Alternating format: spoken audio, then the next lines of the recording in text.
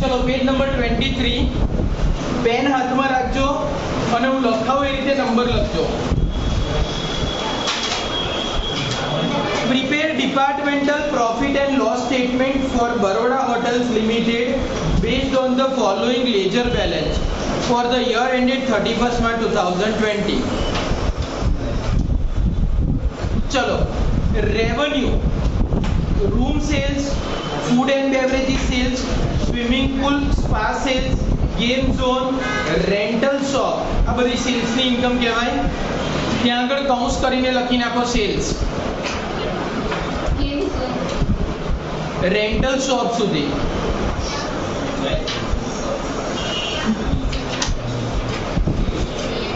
એ બધું કયા કોલમમાં લખવાનું? સેલ્સના કોલમમાં. સેલેરી એન્ડ વેજીસ છે ને એમાં રૂમથી લઈને પ્રોપર્ટી ઓપરેશન સુધી ત્યાં કૌંસ કરીને લખો એમ્પ્લોયી બેનિફિટ.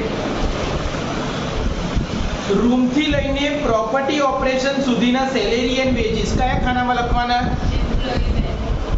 રૂમની અંદર ફૂડ એન્ડ બેવરેજીસ એની અંદર 12 નંબરમાં, સ્વિમિંગ પૂલ એન્ડ સ્પા 13 નંબરમાં, ગેમ ઝોન 14 નંબરમાં, એડમિન 15 નંબરમાં, 15 જ છે ને એડમિનનો, એડમિન 16 છે,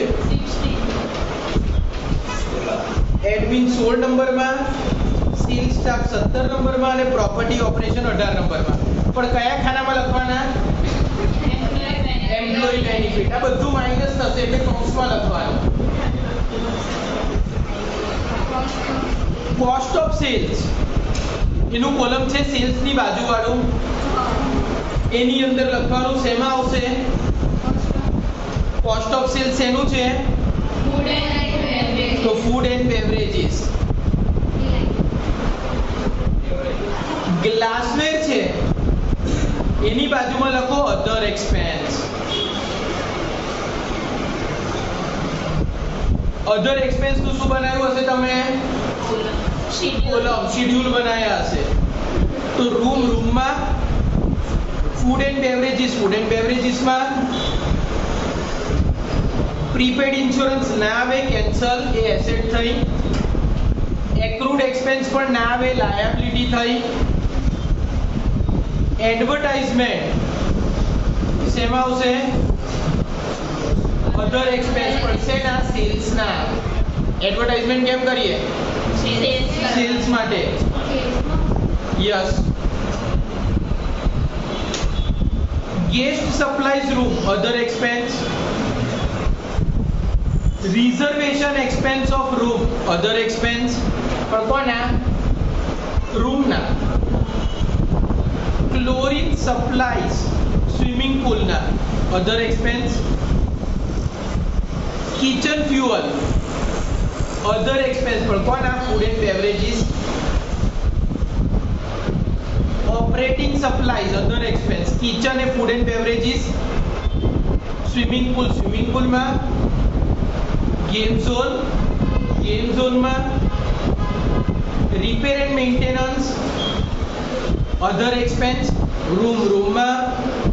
kitchen food and beverages. Swimming પૂલમાં. ગેમ ઝોનમાં. પ્રિન્ટિંગ એન્ડ સ્ટેશનરી બાજુમાં લખો admin other expense.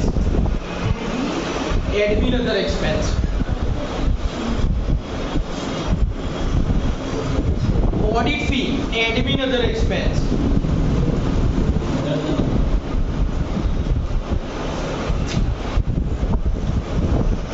Energy cost property operation other expense. Energy cost એટલે ઇલેક્ટ્રિસિટી ને બધું. ઇલેક્ટ્રિસિટી કેમ વપરાય? પ્રોપર્ટી યુઝ કરવા. તો પ્રોપર્ટી ઓપરેશન ના અધર એક્સપેન્સ. ફાયર ઇન્સ્યોરન્સ બાજુમાં લખો fix charge.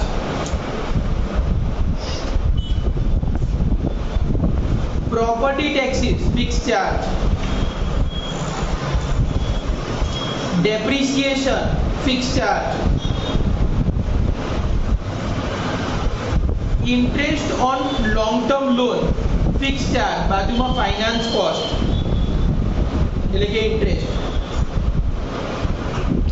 Local tax fix charge,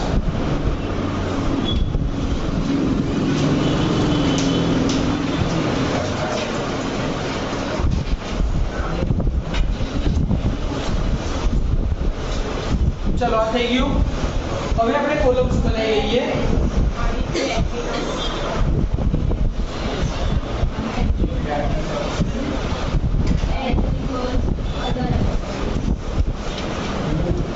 first સમ છે 15 માર્ક્સ માં આવશે. Departmental profit and loss account of dash for the year ended 31st March 2020. પહેલું કોલમ પર્ટિક્યુલર,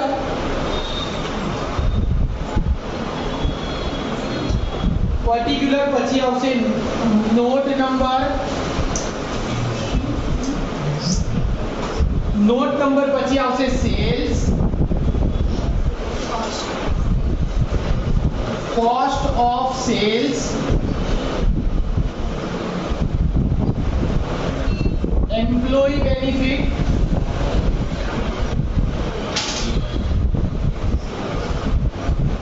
other expense,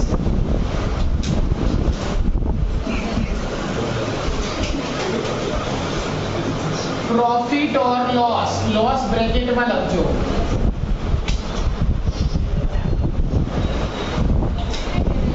હવે આ શેડ્યુલ તમે બનાવેલા છે બરાબર. જે લોકોએ નથી બનાયા એ ફોર્મેટ જે પેમ્પલેટમાં આપ્યું છે એમાં લખી નાખે. ચલો સૌથી પહેલા revenue,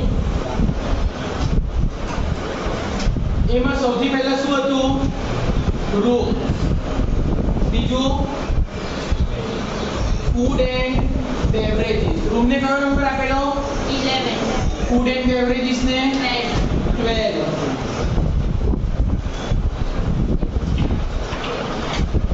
swimming pool and spa એને 13. ગેમ ઝોન ને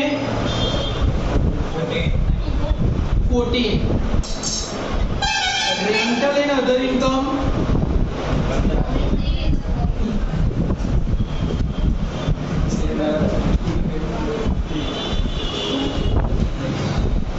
જે ટોટલ આવે એને આપણે કહીશું ગ્રોસ ઓપરેટિંગ ઇન્કમ. એની અંદર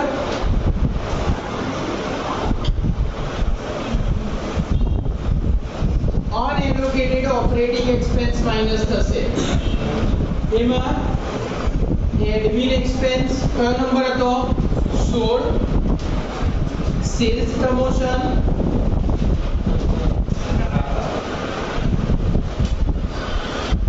property operation,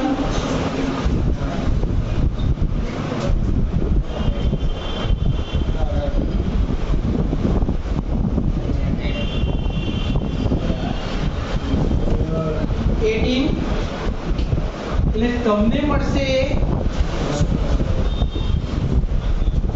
ઓપરેટિંગ પ્રોફિટ ઓર લોસ.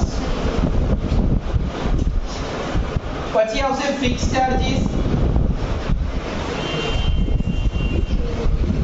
ફિક્સ ચાર્જીસ માં કયા છે? Rate and taxes.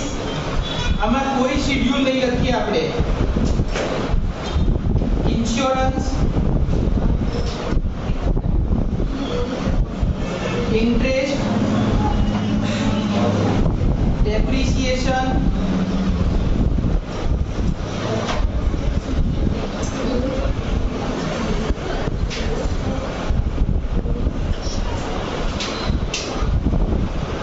એ નીચે એક લીટી રાખીશું એટલે તમને શું મળશે? Profit before tax minus tax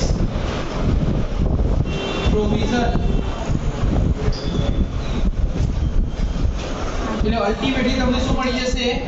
net profit. આ શેડ્યુલ થઈ ગયા. હવે તમારે શું લખવાના છે? અધર એક્સપેન્સ ના શેડ્યુલ બનાવવાના છે. તો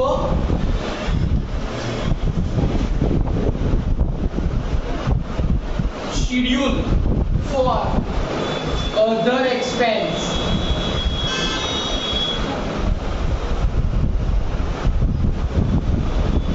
ચલો કયા કયા અધર એક્સપેન્સ હતા? તો 11 નંબર કયું હતું? રૂમ. 12 નંબર શું હતું? Food and beverages. 13 નંબર શું હતું? Swimming pool and spa. 14 નંબરમાં શું હતું? Game zone. 15 માં શું હતું? Rental and other income.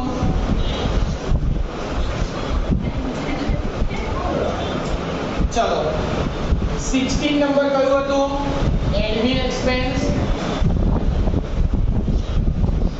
17 શું હતું? Sales promotion expense. અને 18 શું હતું?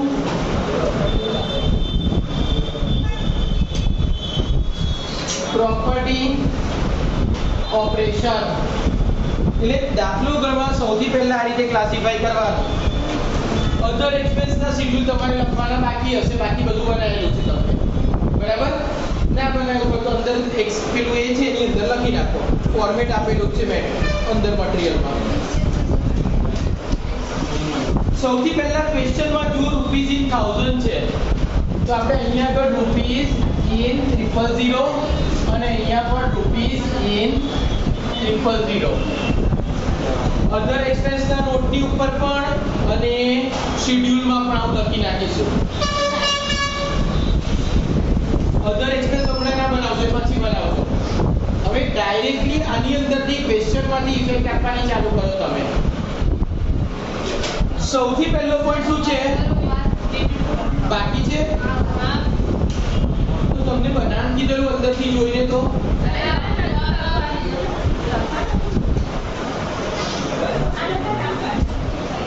તમે આની અંદર આ બનાવેલું છે એમાં લખવા માંડો. ચલો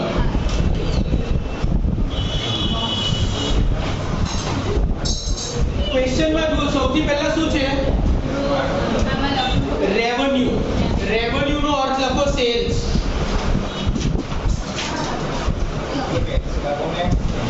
ચલો રૂમ સેલ્સ કેટલા હતા? 3250. Food and beverages 2575. Swimming pool and spa 1245. Game zone 675. Rental of shop 1450. આ બધી જ વસ્તુ શેમાં લખી? સેલ્સ ની ઇન્કમમાં.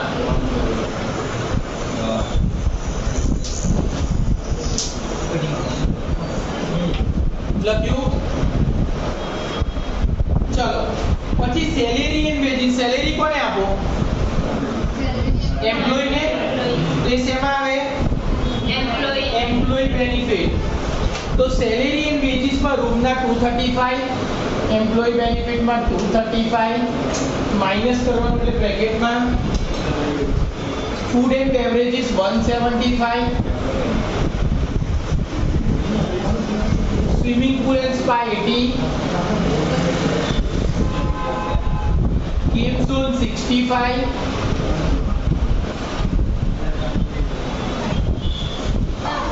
Admin staff 450. તો એડમિન ની અંદર 450.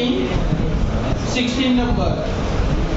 Cells staff 245. તો સેલિંગ માં 245. પ્રોપર્ટી ઓપરેશન માં 120. તો જેટલા સેલેરી એન્ડ વેજીસ હતા એ બધા શેમાં લખ્યા? Employ benefit. એટલું ક્લિયર થયું?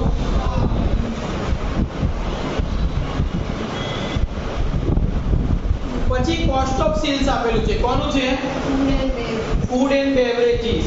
કારણ કે કોસ્ટ ઓફ સેલ્સ ખાલી ફૂડ એન્ડ બેવરેજીસ માં જ આવે. ખાવાનું ક્યાંનું બનાવવાનું હોય? હોટલમાં જ ને. રહેવા માટે તો કોસ્ટ ના આવે ને કોઈ. તો ફૂડ એન્ડ બેવરેજીસ એ કોસ્ટ ઓફ સેલ્સ એમાં આવશે ફૂડ એન્ડ બેવરેજીસ માં 12 નંબરમાં 1340. આ એક્સપેન્સ છે એટલે માઈનસ સાથે બ્રેકેટમાં, બાકી બધામાં છે નહીં તો ડેશ.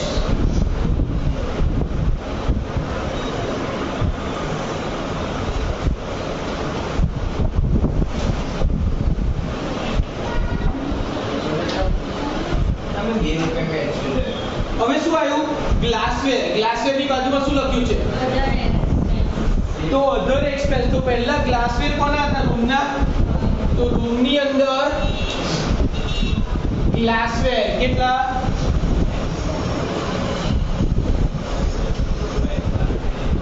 75. ફૂડ એન્ડ બેવરેજીસ માં ગ્લાસવેર કેટલા છે? 140.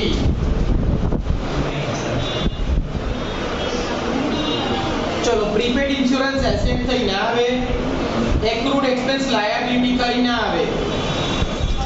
પછી શું છે? એડવર્ટાઇઝમેન્ટ શું કહેવાય? Selling expense.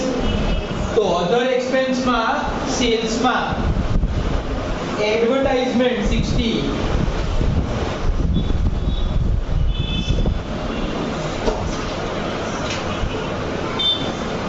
गेस्ट सप्लाय ક્યાંના હતા? રૂમના. તો રૂમના અધર એક્સપેન્સ. તો गेस्ट સપ્લાઈઝ 95.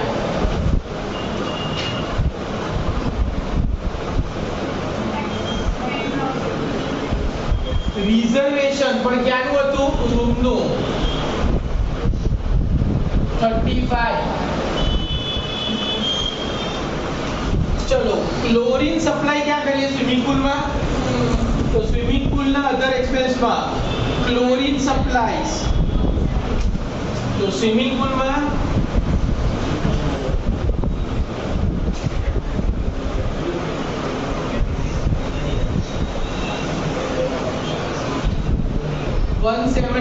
એ શેમાં લખ્યા? અધર એક્સપેન્સ. શેડ્યુલ કોના બનાવે છે આપણે? ફક્ત અધર એક્સપેન્સ ના. પછી ક્લોરીન સપ્લાય. પછી શું આપ્યું છે? Kitchen fuel A food and beverages ના અધર એક્સપેન્સ 345.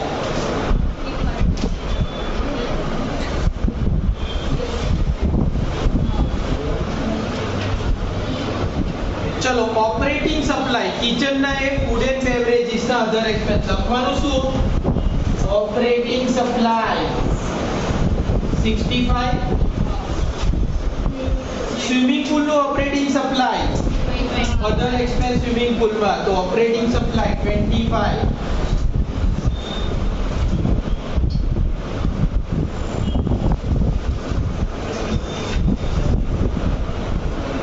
Game zone 35. तो गेम जोन में ऑपरेटिंग सप्लाई 35. એટલે નામ કયું લખવાનું? ઓપરેટ જે ખર્ચો હોય એ નામ લખવાનું. શેડ્યુલ તો આપણે અધર એક્સપેન્સ ના જ બનાવ્યા છે. ચલો ત્યાર પછી રિપેર એન્ડ મેન્ટેનન્સ. રૂમ છે તો રૂમમાં રિપેર એન્ડ મેન્ટેનન્સ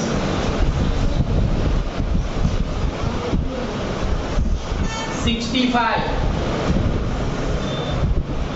કિચન છે તો ફૂડ એન્ડ બેવરેજીસ માં રિપેર એન્ડ મેન્ટેનન્સ કેટલા? 25. સ્વિમિંગ પુલ તો સ્વિમિંગ પુલ ના અધર એક્સપેન્સ માં repair and maintenance 30. Game zone છે તો गेम जोन ના અધર એક્સપેન્સ માં રિપેર એન્ડ મેન્ટેનન્સ કેટલા? 45. પ્રિન્ટિંગ સ્ટેશનરી ઓડિટ ફી બંને કોના અધર એક્સપેન્સ કહેવાય? એડમિન ના. તો એડમિન માં પ્રિન્ટિંગ એન્ડ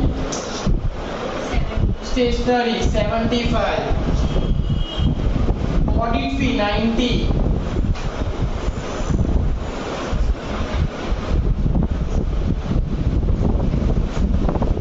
એનર્જી કોસ્ટ કોનો અધર એક્સપેન્સ કહેવાય? Property operation no.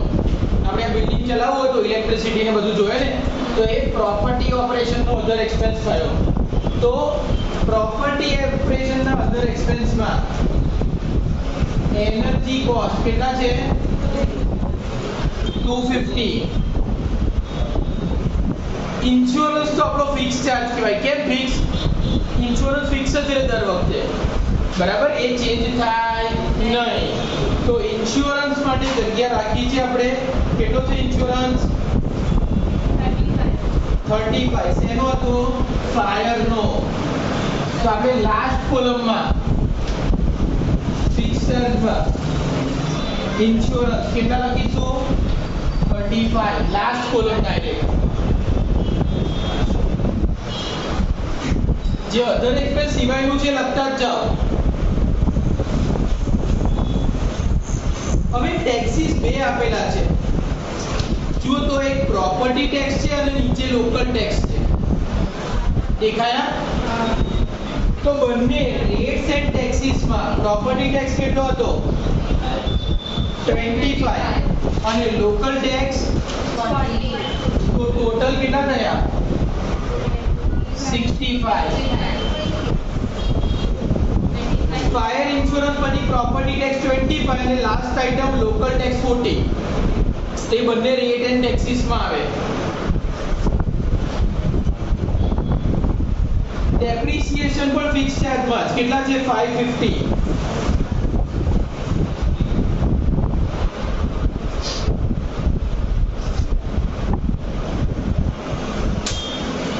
Interest on long term loan 450 fix charges. આ સમ તમને 15 માર્ક્સ માં પૂછાશે. બધું બેઠું લખી જ નાખવાનું છે, ખાલી ફોર્મેટ યાદ રાખીને. લોકલ ટેક્સ લખાઈ ગયા? ચલો હવે તમે ટોટલ કરશો અધર એક્સપેન્સ.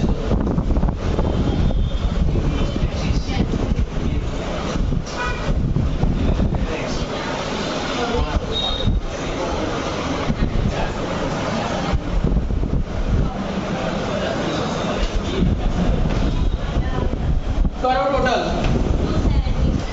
270 575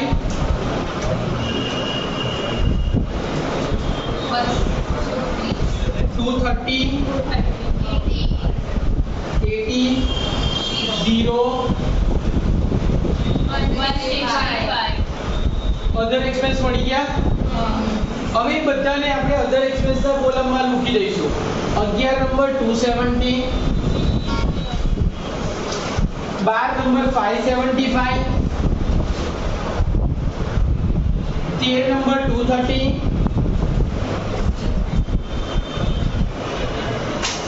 14 નંબર 80,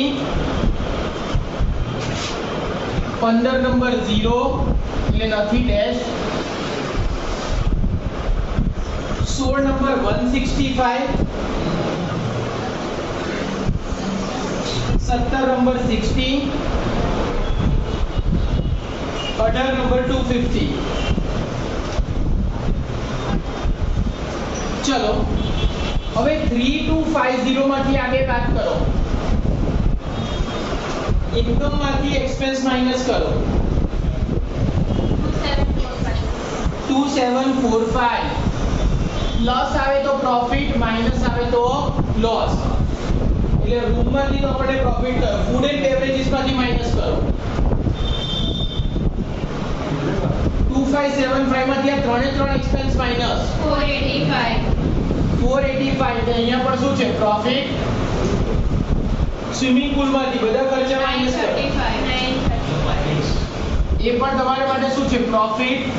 ગેમ ઝોન 530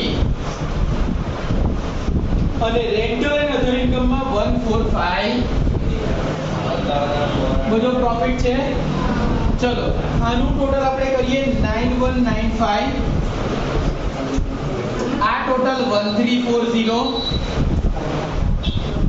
આ ટોટલ 555, આ આ ટોટલ 1115 અને આ ટોટલ તમારું થશે 6145. હવે ચેક કરો, આમાંથી આ 1 2 3 માઈનસ કરો. આ ઇન્કમ માંથી આ 3 ખર્ચા માઈનસ કરો, આટલું આવવું જોઈએ. બરાબર. હવે જ્યાં આગળ નથી તો ડેશ કરી દઈએ. આ ટોટલ કરો 450 પ્લસ 165. બંને માઈનસ છે એટલે સરવાળો થાય ને. 615 પર માઈનસ છે તો બ્રેકેટમાં 245 પ્લસ 60 120 પ્લસ 240 250.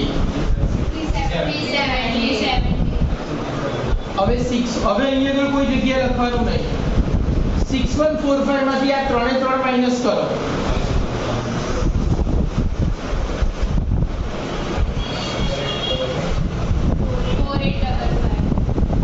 4855. ચલો એમાંથી 1 2 3 4 વસ્તુ માઈનસ કરો.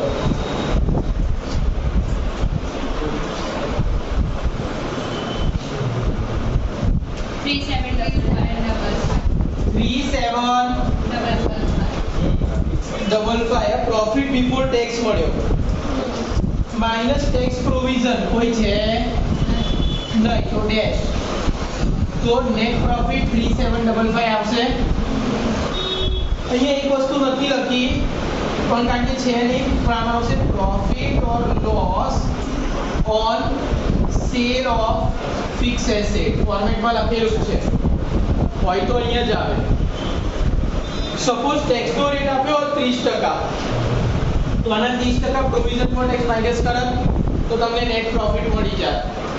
એટલે એક્ઝેક્ટલી તમારે આમાં ફોર્મેટ જ યાદ રાખવાનું છે ને. ફોર્મેટમાં પણ બહુ કંઈ છે નહીં. હોટલની વાત કરીએ છીએ તો એની પહેલી ઇન્કમ કઈ આવી? રૂમ વેચે. બીજું ખાવાનું વેચે એટલે ફૂડ એન્ડ બેવરેજીસ. ત્રીજું સ્વિમિંગ પૂલના ચાર્જીસ લે. ચોથું ગેમ ઝોનના ચાર્જીસ લે. અને પાંચમું હા હોટલ હોય તેમાં અમુક નાની ચોકલેટ કેન્ડી વેચવા માટેની શોપ હોય તેની પાસેથી જે ભાડું લે તે રેન્ટલ એન્ડ અધર ઇન્કમ. હવે એની અંદરના સબ પોઈન્ટ ખર્ચા કયા આવે? એક તો વસ્તુ બનાવવાનો ખર્ચો, that is cost of sales. Cost of sales પછી આવે બીજો ખર્ચો કયો આવે? એમ્પ્લોયીને ચૂકવે તે એમ્પ્લોયી બેનિફિટ. અને ત્રીજો આવે અધર એક્સપેન્સ. એ બધા ખર્ચાનો નેટ પ્રોફિટ ઓર લોસ છેલ્લા કોલમમાં લખવાનો. એ સિવાય સેલ સિવાય કયા ખર્ચા આવે? તો કે અનએલોકેટેડ ઓપરેટિંગ એક્સપેન્સ.